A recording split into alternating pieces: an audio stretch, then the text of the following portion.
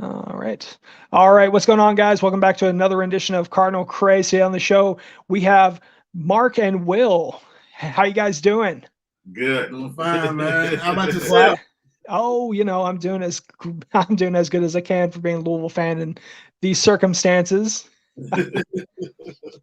Now, just a little bit about what you guys do. You all do host Sports Talk with Mark and Will over on Twitter.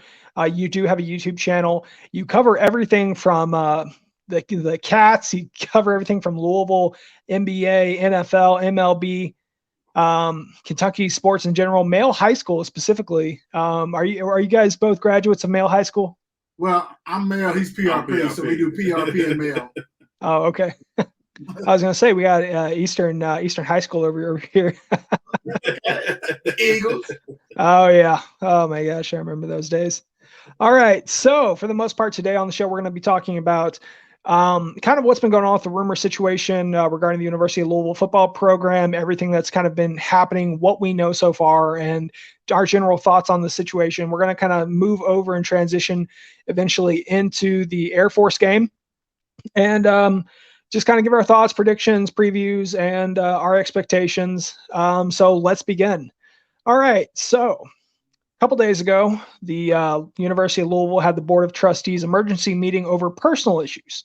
Now, as a lot of Louisville fans speculated, this was going to be Tyra's send-off board meeting or something to that regards. What we kind of found out was it really wasn't what it was hyped up to be. It really wasn't. Right. Now, what were you guys expecting from that meeting? Well, I'll tell you what, John.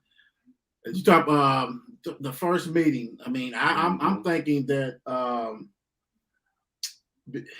because of the rumors with the Florida State, I'm thinking, okay, it's going to go down with Tyra. Let's see what's going on. Why is he upset? Should we get him out of here? Are we going to fire him? Because how can you meet with your current coach, keep him, and then all of a sudden I'm going to Florida State? So a lot of kind of shaky stuff was going on with that one. Mm-hmm. No, I definitely agree. It is, it's a little bit questionable why, you didn't just kind of just cut him when you felt that maybe, or even apply pressure. And that was one of the things Louisville fans were very upset with, was the fact that Vince Tyra did not apply pressure. He did not say, hey, Scott, you need to start making a change. You need to do something about defense. Defense was, defense was off and on good throughout the season. And it looks like we got a comment from Marlon Martin. Looks like FYI or L _. Not sure what that is.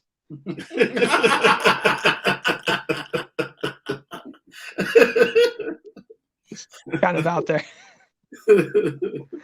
Okay, well, that was from YouTube though. Yeah, no, if you guys got a comment, question, something you want to talk about, definitely just let us know. But yeah, for the most part, it's difficult because Tyra didn't apply pressure, like you said, and he's ready to go to Florida State. He's ready to leave. And one of the things that I've kind of thought about is, and I've talked about this with my co-creator JD, is that Tyra comes off more of a fan.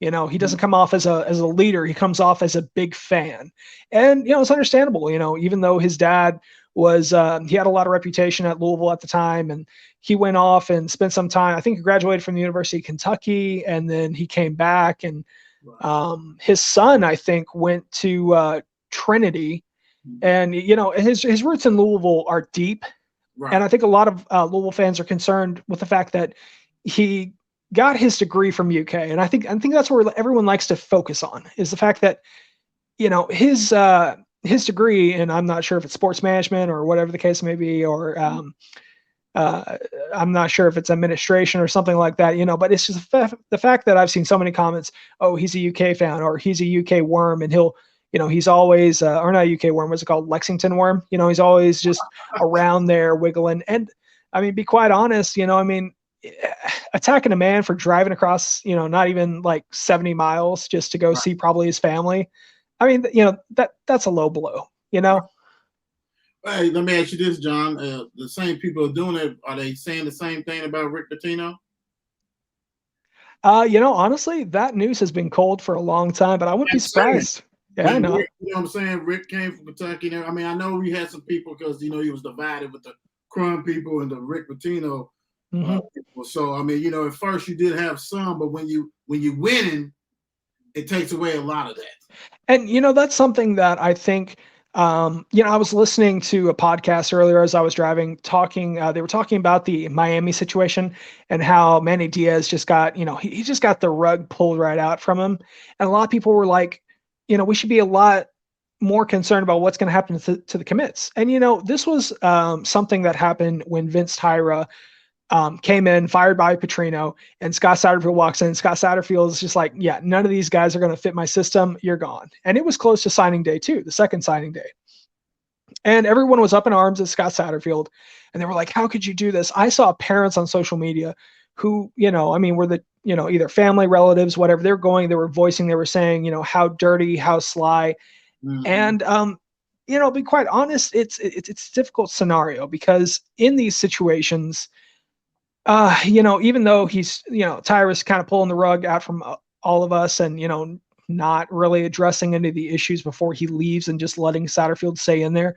I don't know behind closed doors how much pressure was applied. Right. I'm not sure if he told him, hey man, if you don't change something or change the direction and if, how long you're going to stay here. But it's a really difficult situation. I mean, let's just be thankful that we're not in a situation where it's kind of like Manny Diaz, for instance, right now. We have all these commits and we're bringing in, Tyra, I think, wanted to bring in Braum. And I think that was an interesting power move, definitely bring back a hometown hero, bring back somebody who would revitalize the program with, actual passion. And I think that's something Scott Satterfield has, but he doesn't understand the rivalry in depth. He doesn't understand the passion that all of us have. And I think what we yearn for is what we see at Arkansas with their head coach. And I mean, he was a graduate of the university, even though he didn't really hold any high ranking football position. He's bringing fire to the program. And I think currently we're kind of in this coaching carousel. I think Louisville fans want to jump on that. And does that answer your question? I'm sorry, I kind of went on a tangent. No, I think it's so many different ways to look at this because, maybe, like you said, I've been hearing a lot of rumors, I'm sure Mark has too, about him, like you said, wanting to fire Braum and Neely's like, no, you cannot do that. So also I heard that he did not want to suspend Mack all those games. Mm-hmm. And Neely actually wanted him fired because it may be level 2 violation. So it's like, we don't know what's being said because anybody get out there and say, okay, no, I support Mark. Yep. He's the AD, but behind closed doors, oh, no, you're not doing all that. So why would I want to stay at a place where I have no kind of authority and I'm supposed to have authority? So and, things. Well, one of the things that, from my perspective, is just the fact that, it's difficult because I understand, you don't have power. And I understand the president of the university has a lot more power than you do, especially when it comes to your job. Neely, I'm not sure what the thought process is behind her. I'm not sure if, this isn't all smoke and mirrors and it didn't have 100% to do with the fact that Vince just wanted to leave. True. Because let's face it, all these stories we've heard about, Neely denying Tyra. I mean, they've kind of been coming out little by little. Some media sources have been saying it. Others have been retweeting statements. And so there's no real concrete evidence. It's all Twitter. Right. And that's where we see all the drama is we see it on Twitter. Now, these are high profile people saying these things, but there's no concrete evidence to back it up outside of their word, things that they've heard. And don't get me wrong, I'm not going to say anyone from the media area is lying or trying to cause drama. I mean, I made a tweet a while back, that we needed to hold on and brace for impact. And I think that's still a reality. I think we're still kind of in that mid dive because even though, we heard everyone was going to leave, Ashton Gelati was going to leave. We had like Cooley was going to leave. Watkins did leave, Yeah, you know. And there was a host of others. You know, I actually talked to Gelati's mother, who is very big on social media and very sweet person, very great, amazing individual. If you ever get a chance to meet her, and she told me she didn't understand where these rumors were coming from. It was kind of coming out of left field. She didn't understand it, and she actually said she sat down with Ashton because they were trying to figure out what school wanted him, and they were so confused. They were like, "Wait, wow. Ashton's going where? What Florida school?" But you know what, though, John? Do you think that when all these rumors are going out, we like I said, the Twitter world, the Twitter atmosphere, as leaders, I mean, you don't answer everything, but certain things you need to answer. Yeah. And being that you did a Friday dump with I'm gonna give Eric Crawford the 411 on Satterfield. Instead of, everybody knew what was going on. Everybody knew you're supposed to meet with this guy. I mean, everybody was ready to see what was going on. If you're going to fire, you're going to keep him. But here we go. Let me slide this and then all the other stuff with the Florida State. Because when the Florida State went away, that's going, you know what I'm saying? Yeah. Like, why are you going there? Like, that don't make sense. But, like I said, you need to get ahead of things. So, okay, say he's going to Florida State. Well, Neely, we're going to need you to get ahead of things because you are in control of that. You know, you can do different things that control. Oh, it looks like we're having a little bit of a connection issue. I didn't hear that last part. I'm so sorry. No, I'm just saying pretty much she needs to step up and slow things down because a lot of stuff is getting out of control. Yeah, no, and I mean, I definitely agree. There is a lot of things that are getting out of control. One thing is that, Scott Satterfield is kind of poising himself up to be, trying to make these great recruiting classes. And yet we don't see any pressure to make changes on his staff. And that's something I think Scott Satterfield, from my perspective, he doesn't necessarily like to make change. He likes to bring in the guys he wants and keep them as long as he can. Now, I'm sure that, he's fully capable of firing someone. I don't think he's, just going to let everyone walk all over him and get umpteen contracts signed. And, I think that's something that we saw during the offseason when we lost all those different coaches. Yes, they went off to different and bigger, better schools.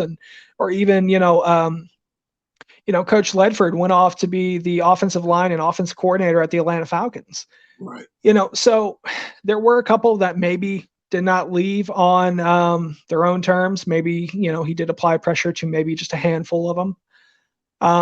But, for the most part, I understand that Neely is, it's a weird scenario that we're kind of in, and I actually thought about this and I kind of talked a little bit about it a while back on Twitter Spaces, which was we came up to two roads. Okay.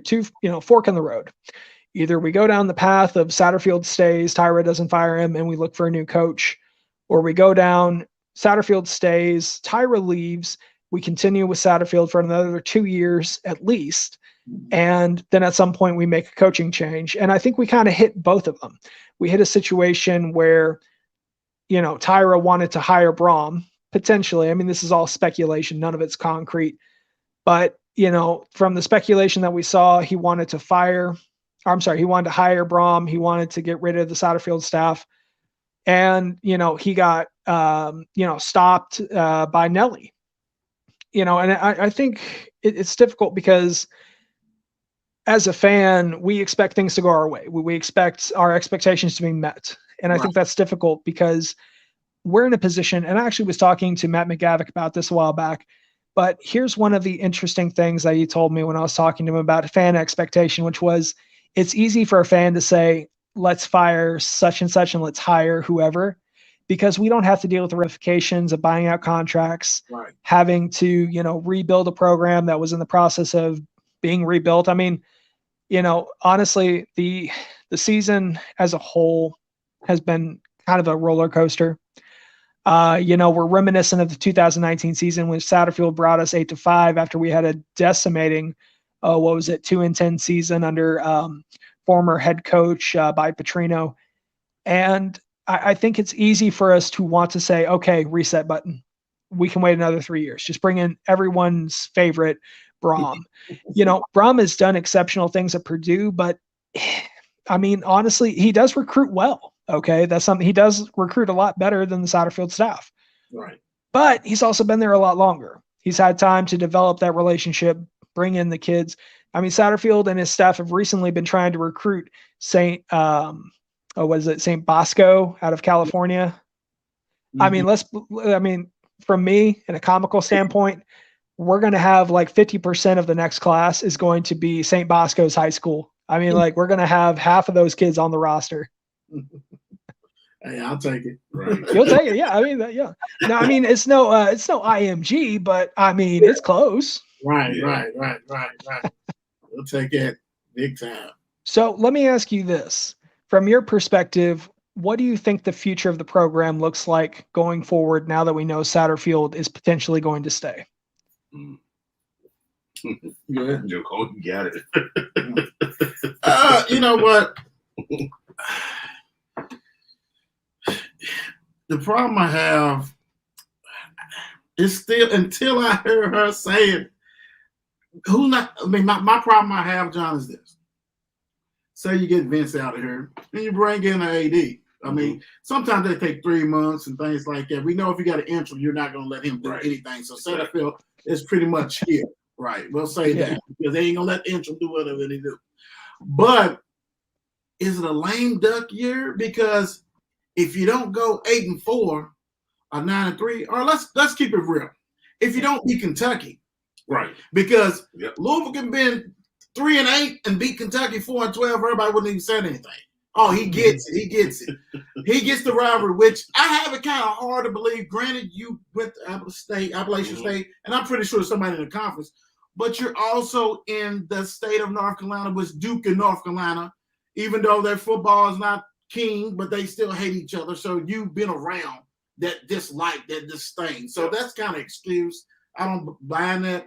But if he stays, which I think he will, I still think unless you have the vote of confidence, you can say 2 to 3 years. Yeah. But it's all about him winning. So all of a sudden, say you lose 4 games, say you're 2-4, you're not gonna stay at Louisville. And that right there gets everybody jumping, because this transfer portal is free agency. You know, I'm seeing kids from 2016. I'm like, you still in college? I mean, I know it's under COVID, but you're still in college.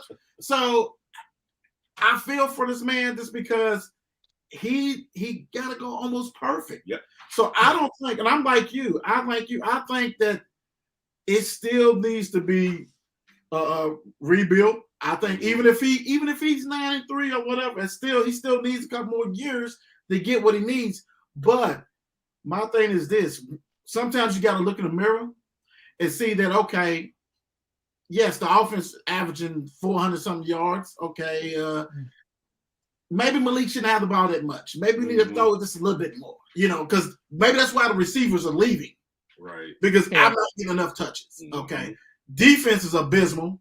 Maybe I need to change Brown. Maybe I should say, maybe I shouldn't have a defensive tackle and a nose guard lined up against the tackle and the tight end, and I can just run up the middle. I mean, like, I play just 3-man front. Like, it doesn't make sense. Like, you're an offensive guru. You see that, and you let that happen. Okay, I understand size-wise, all this. Kentucky's big and strong, just like, okay, Clemson like that, even though Clemson got better players.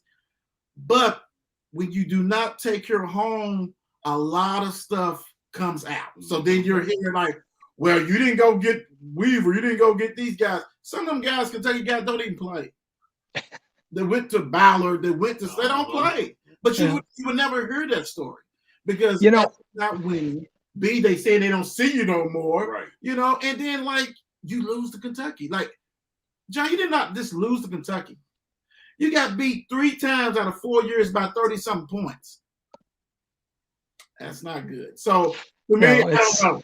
Flip a coin, John. You tell me. I don't know. Definitely from my perspective, you're right. The 3-man front. I don't know why we did 3-man rush. I mean, especially when I think we had a lead at one point. I don't remember which team it was against, but we had a 17-yard. We'd pushed them back 17 yards, and we went for a 3-man rush.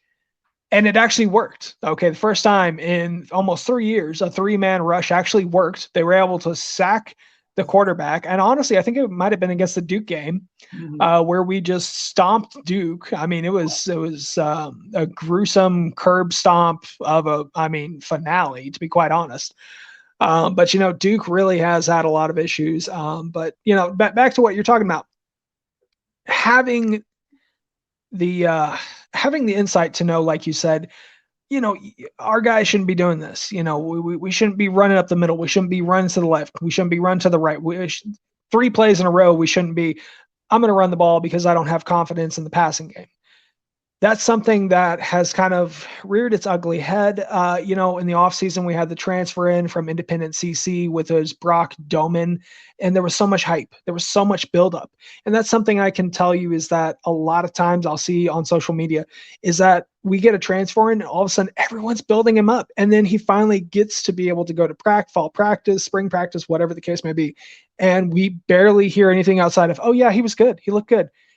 Season comes around, all of a sudden we don't see him at all. We don't see any of these individuals. And that's something that really annoyed me, was because I think it was during the Duke game, we finally saw Brock Doman, and he only played 3 snaps. And before all those games, when we were ahead in, figurative sense, when we were ahead, yes. We saw Evan Conley, and Evan Conley, it looked like he regressed. Personally, it looked like he literally had stepped back and almost was almost like looking at Puma pass all of a sudden after his injury. And it was like, what happened? All of a sudden we had this 2019 great carousel quarterback, them switching off every 5 minutes. And now all of a sudden, Conley's running the ball. And I understand Scott Satterfield's wanting him to run the ball, but the times he threw the ball, you saw those games where he actually threw it.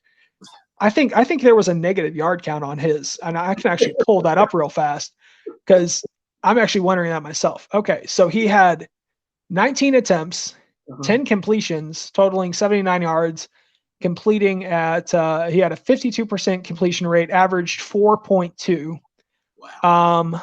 Looks like he had 1 touchdown. I think that was I guess it was a passing touchdown. But then we look over at Malik, and his stats are wild. Because Malik is that dual athlete. He is, everyone's made the comparison. Oh, he's Lamar Jackson. He's just, he trained next to Lamar Jackson. He's so much like him. That's true, but he's not. He's not Lamar Jackson. He's literally Malik Cunningham, depends on what day of the week you see him.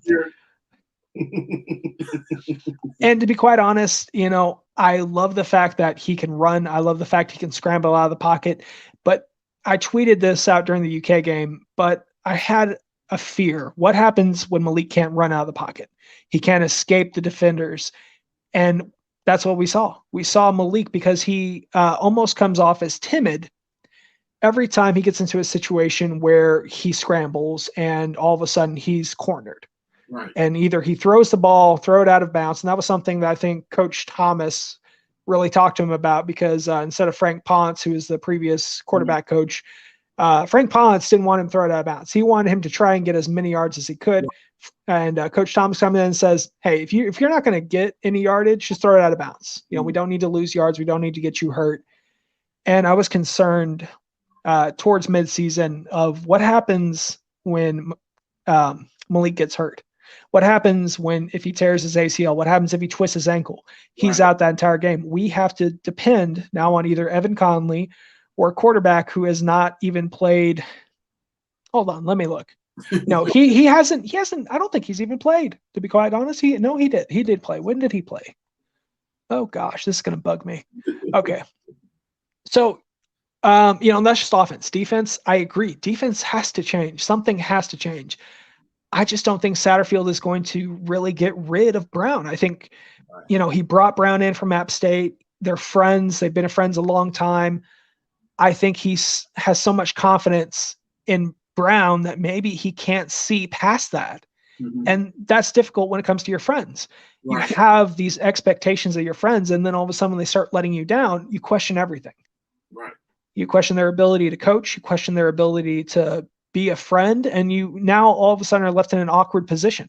how do I say to my friend, either do better or I'm gonna have to fire you? Or maybe your friend to go ahead and extort you.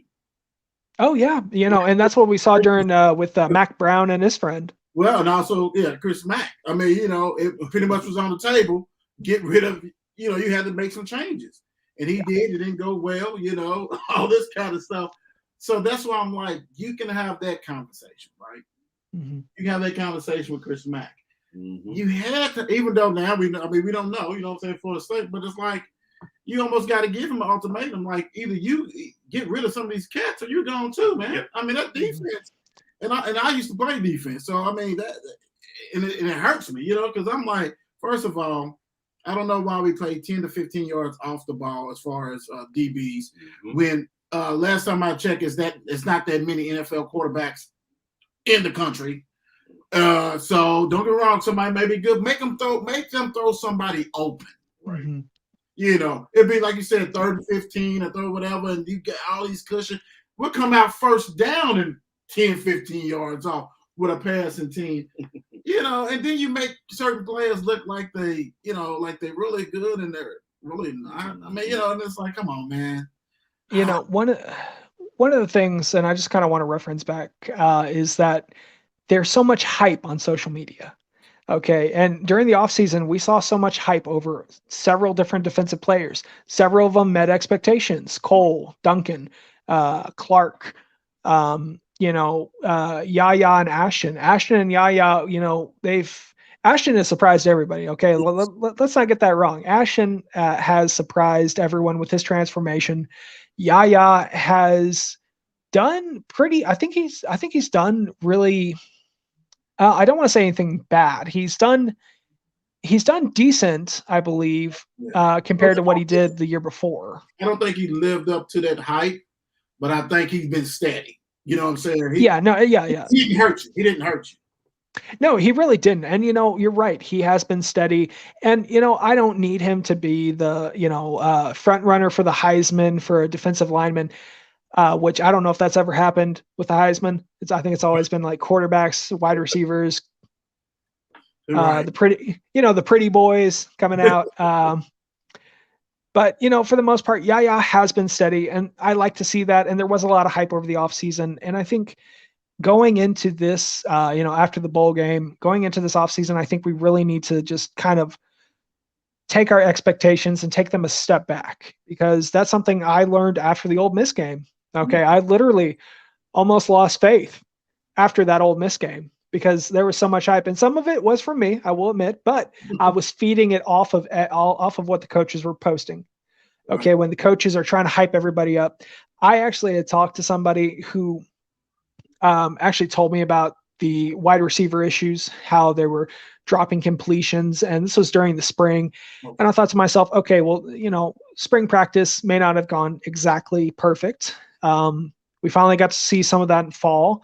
We didn't actually see any games because if you guys went down to the fall practice, it was just short passes. Mm-hmm. It's like, oh, we're preparing for Ole Miss. We can't give out too many of our plays. And it's like, it's like, well, okay, but we need to at least see something. I mean, they were every single play they were doing on both sides.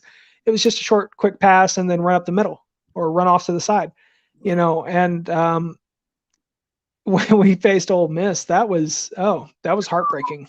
Yeah, it was. I mean, I think that was worse than watching Kentucky stomp us, to be quite honest. Mm-hmm. And now Jordan Watkins is essentially visiting Ole Miss, I think this coming weekend. And we get beat by them and we lose a play, one of our best top receivers to them. Right. I mean, it's, I don't want to say it spells doom and gloom. But that was kind of a long explanation, but you're right. Just to kind of go back to your right, change has to happen. If it doesn't, we're going to be looking at a potential 6-6 season. Maybe, we have a much easier schedule this coming season, but honestly, there's a potential we could lose 6 of those games. Yeah. And then Satterfield's going to potentially still be in the same position. I don't know. You guys tell me your thoughts on that, and then I guess we'll switch over to the Air Force game, and then we'll give our thoughts and predictions. I had a quick question with you, though, John. Yeah. Because you know that Justin Marshall also is in the portal now, too. Yeah. Yes. Is that? I guess he's going to be considered the number one. Did Justin Marshall even play this season? To be quiet, I think he did, but I didn't think he had like 400 something yards. I mean, it wasn't like a breakout, but I don't think too many players had. Yeah, he had 322 rushing yards, 1 touchdown, averaging 14 yards. He only had 10. Oh no, that's the wrong one. 23. He had 23 receptions. Or I'm sorry, carries. So it's I mean, honestly. No, I'm talking about Justin Marshall, the receiver. Yeah. That's what I'm looking at. He had 322 yards, averaged 14 yards per carry, had 23 receiving yards, 1 touchdown. Yeah, that was him. And then Jordan Watkins above him, 35 receiving yards, 529, average 15.1. I mean, we lose both of those players, and it's kind of like, I mean, I get Justin Marshall. Maybe he, just wanted to go somewhere, be the starter. That's understandable. Maybe you just didn't feel that you were getting enough attention. I mean, I don't know. And, that's something that we can speculate on going for the next 20 years as to why he left. Jordan Watkins, though, it does hurt because, and not the fact that, he was our second best. Actually, no, I'm sorry. He was our number 1 wide receiver. Okay. The first one was, tight end Marshawn Ford. Yes. I think losing Jordan really does hurt because it hurts our reputation with recruiting the university, just Louisville in general. I think it hurts because, Kentucky can showboat this all they want. They can say, hey, look, even a Louisville kid doesn't want to play for Louisville. I mean, but back to Justin Marshall, I don't know, he wasn't a horrible wide receiver. I thought he was pretty decent. He had a steady amount of carries. I mean, he had decent yards. I did like the fact that I saw that Louisville broke down and just kind of split up all of their receiving yards to different wide receivers, giving everyone a chance. Compared to Kentucky, who was like Wan'Dale Robinson had like 1,000 rushing or 1,000 yards, and everyone else had like 100, 200 right behind him. Yeah, and Ali, the other receiver, but he's gone. He's a 6-year senior type thing. So he's out. My whole problem is that, like with Justin Marshall, even though, like seniors, veterans, now you got, Huggins, Bruce, or whatever, and who else? I know the one guy got hurt, Brandon, can't think of his name. Braden Smith, yeah. And then we got Tyler Harrell behind him, Amari Huggins, Bruce, and Josh Johnson, who I believe came in from North Carolina as a transfer and was really hyped up, I think, by Brewer. I'm not sure. Well, it may not have been him. I think that was someone else. No, Josh Johnson came in. There was a lot of hype over him. Des Melton, I think a lot of people were hyping up over the offseason. Our tight ends we've really kind of been focusing on the one tight end. I think Stu Holt, in charge of special teams and the tight ends, we've really only seen one tight end outside of Des Melton, who's really kind of broken out, as a great receiver. And my question is that if Marshawn Ford decides to leave, that's our number one receiver. He's not. What happens when the dominoes start collapsing? What do you do? Do you hide underneath the glass house and hope for the best? Do you run out to the middle of the field and scream transfer portal? Right. And so I guess right now with the whole transfer situation, there was a couple of them that have transferred so far. I was really surprised by Hassan Hall transferring out, but to be quite honest, I think Hassan really wanted to be a little bit more in the spotlight. I think he wanted to have a lot more playing time, and I think it's difficult when you have Malik Cunningham running the ball, and then right behind him is Jalen Mitchell or Trayvon Cooley, and then fourth at the very end is Hassan Hall, and throw him on special teams, get him a little bit more attention. And special teams, he did okay. I mean, he was decent. He was very steady. And I don't expect a kickoff return to be glamorous every time. I expect them to get the ball, get to the 25-yard mark, and stay there. Right. Okay. Now, with Hassan, there was times he got hit up at the 13, but you know what? I mean, it's very difficult for me to say, really. But I'm not really saddened by the fact that we're going to be losing Justin Marshall. I think there was a lot of hype over him. And again, he was hyped up on social media, and we had expectations, and then kind of butt kiss, Right. Right.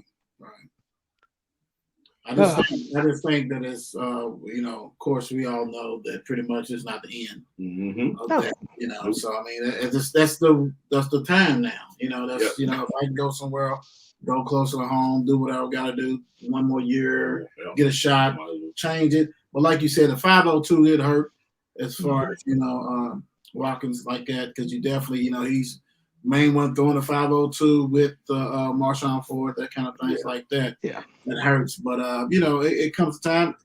Everybody should not be a surprise. Yeah, this is time we live in right now. I hate that because like I said, a lot of the rumors is he wasn't satisfied with his role in that offense, but also you got to know that offense. I mean, this is what he does. This is the offense that he does. Now, don't get me wrong. He'll throw that bomb down the field and Hurl catch it and that kind of stuff like that. So he does throw it down there, but majority of the time, Malik is going to be the man. Right. Mm-hmm. Which I don't like. I don't like that. I mean, I would, if I was a receiver, I'll probably be gone too. I'm just being honest. I mean, I don't like it. I don't like to have 400. I don't like to have 400 yards catching and 2 touchdowns, and my quarterback got 50, and it's like, and his name is not Lamar Jackson. Right.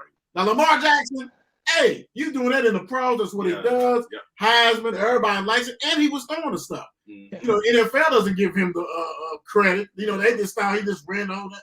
If he passed the ball too, but Malik's not Lamar. So now, the situation, and I just want to reference back and ask you guys kind of one of the statements I'd made, but what happens when Malik Cunningham is gone? What happens if he gets hurt first game of next season, he's out the entire season?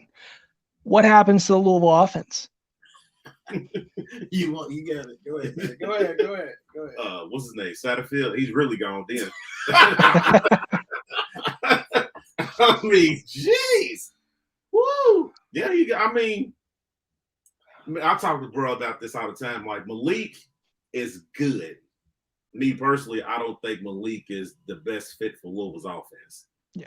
I mean, he can't keep running the ball like that all the time. We already had a Lamar. We don't need a duplicate Lamar Jackson. Because like I said, we losing receivers. Receivers. But if go back to your question, if he goes down, season's done. Unless that one kid that just committed to Louisville, the quarterback. Did you see it on Twitter? I cannot think of his name. Douglas? Is it from Francis Douglas? You talking about the Samlet or whatever from Kentucky kid? No. He's from somewhere else. I got to look that up. They said that he committed to Louisville, but I got to see it. I saw it on Twitter. Johnson. Yeah.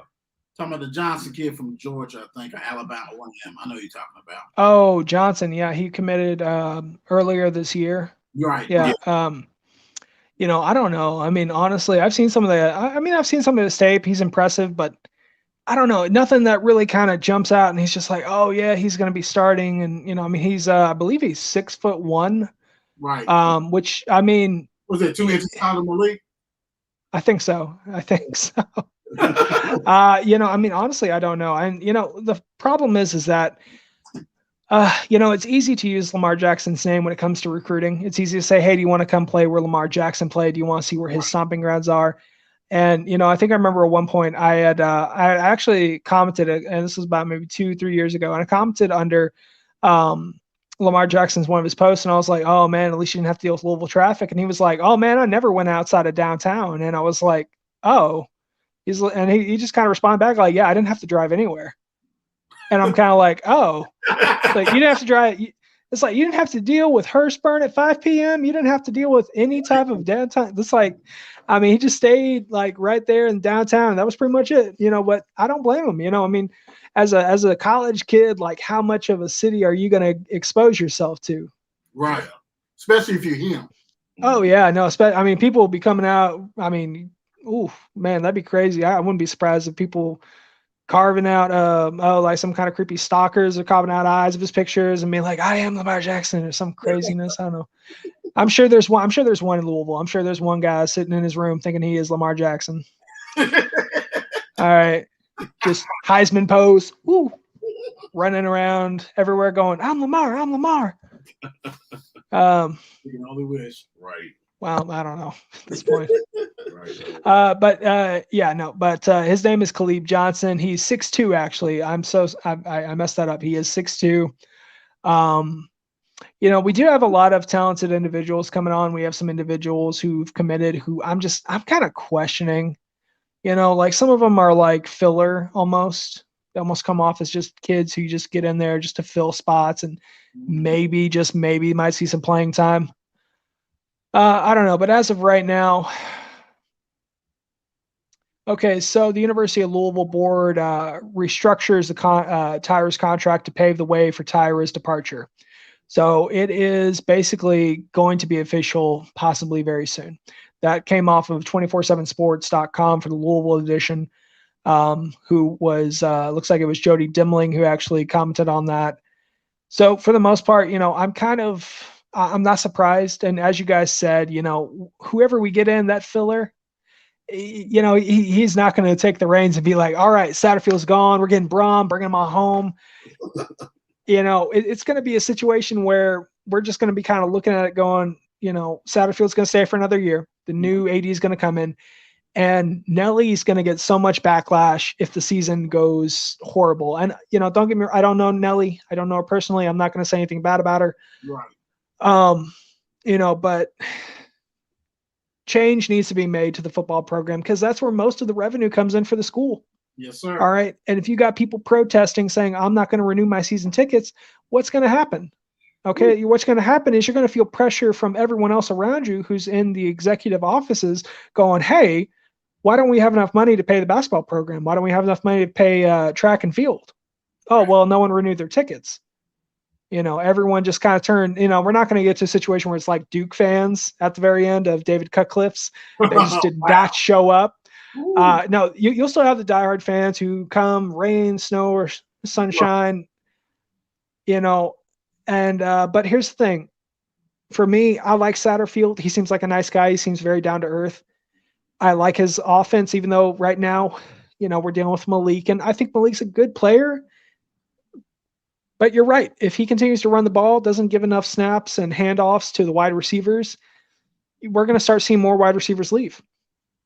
So one of the things that my expectation is that if something doesn't change on defense, preferably within the next 2 months after the bowl game, because here's the thing, you don't want to fire your defensive coordinator right before the bowl game.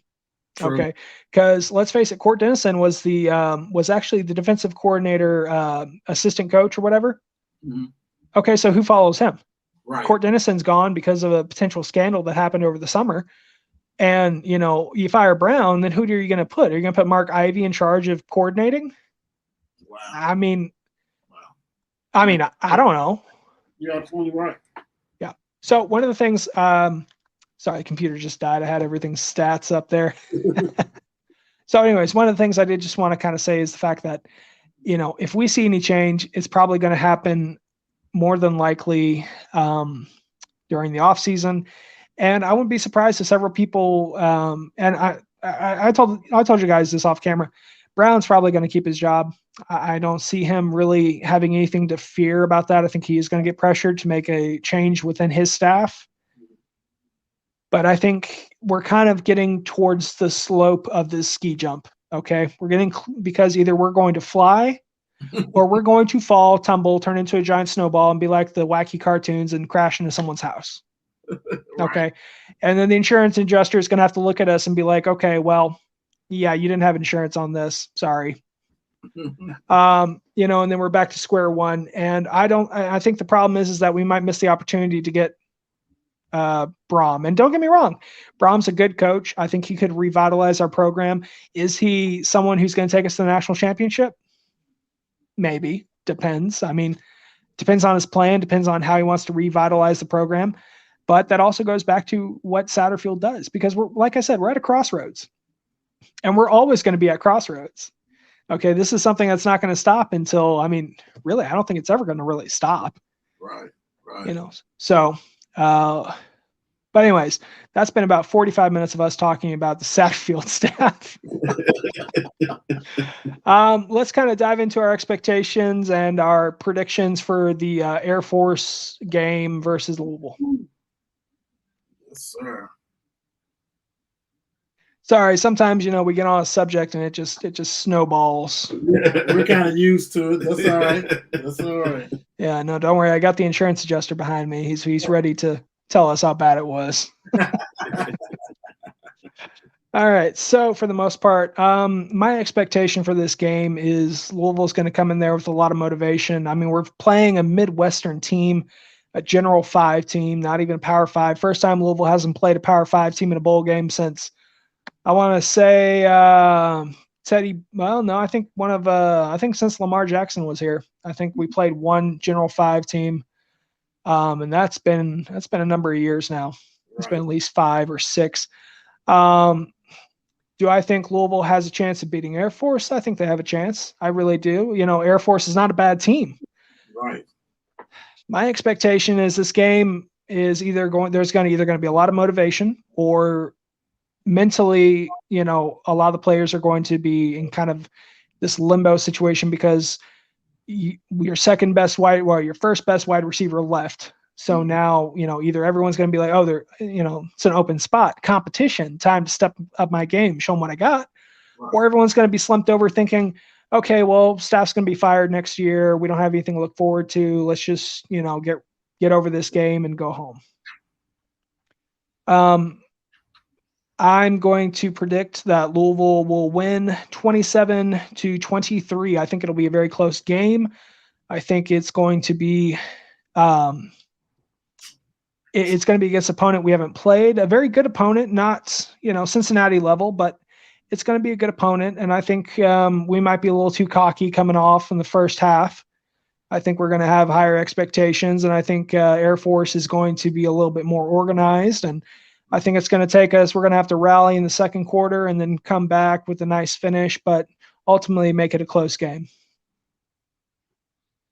Sounds good. I know for me, what scares me is that they're the number 1 Russian team in the country.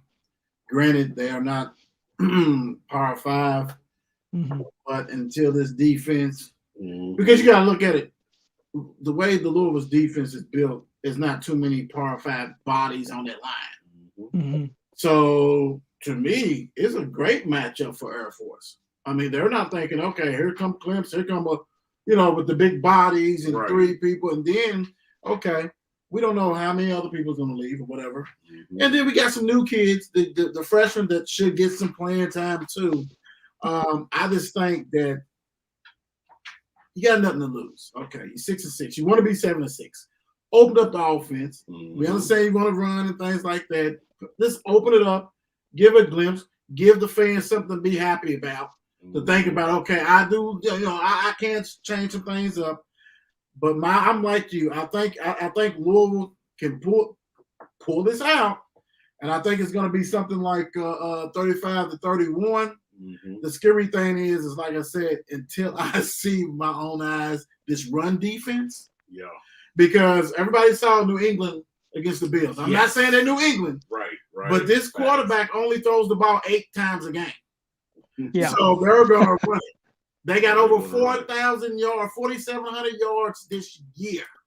Yep. That could definitely be a trap game right there. So we're going to have to man up. Everybody's got to take pride. And like you said, though, John, coach may not be here. It depends on their attitude. Yep. Yeah. So, I got Louisville 35-31. What you got, Mark? I got Louisville. I got Louisville with the win, of course. but I got the score being 21-14. I see it being a low-scoring game. I think the offense need to be balanced and not have Malik he drops back and then takes off. You know what I'm saying? See your progression. See if somebody's open stuff, and then if they're not open, then you do what you do or whatever. Marshawn Ford, I believe he got to get going. But like you said, the main thing is Air Force's running attack. If they get going early on Louisville, it's going to be a long day. I think they need to focus on stopping this run, and I think we can pull it off if we can stop this run. If we can't stop the run, it's going to be a long day. Really is. And I agree with all you. I mean, you know, I will say I do disagree with the low scoring game. I don't think Louisville's had a real low scoring game except for maybe Duke. And I don't think Air Force is as bad as Duke. I think they're as good as probably Boston College. You know, I think they're kind of on that level. Not NC State just yet, but Air Force is, you know, and don't get me wrong, this is the Chair Force. But football team's completely different. I will say that. Right. I mean, you're actually recruiting guys who are built. Not just getting that kid with that 4.0 GPA right out of high school, hitting the ASVAB. No, you're gonna get some guys who've been doing nothing but physically working out all day long. Right. Now, don't get me wrong, they're probably having steak for dinner. I mean, you know, having nice cushiony beds, but this is going to be a very good, solid game. I think, we've all kind of hit on the right points. I think this is not going to be some kind of blowout by any stretch of the imagination. I mean, you know, they lost very close to Utah at the start of the year, and Utah is a good team. Yes. You know, but they're not a bad team. Yes. So, you know, worst case scenario, I mean, Louisville gets shut out because, like you guys said, it's all about attitude. You come in there thinking your coach is going to get fired. You're not going to be 100%. You might try to rally him. Scott Satterfield recently lost his father, and that's unfortunate. Right.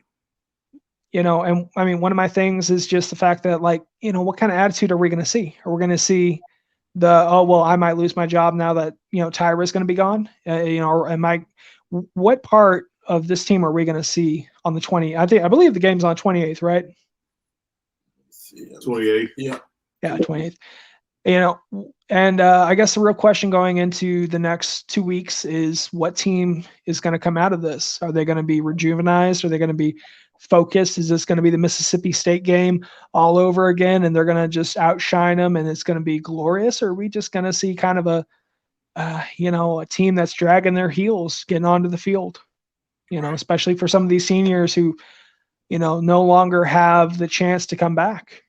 True. But I don't. For the most part, guys, this has been 52 minutes of talking about the road ahead, and the road ahead, just referring to the road ahead, whether or not it be gravel, whether or not it be paved, whether or not it's just all hill.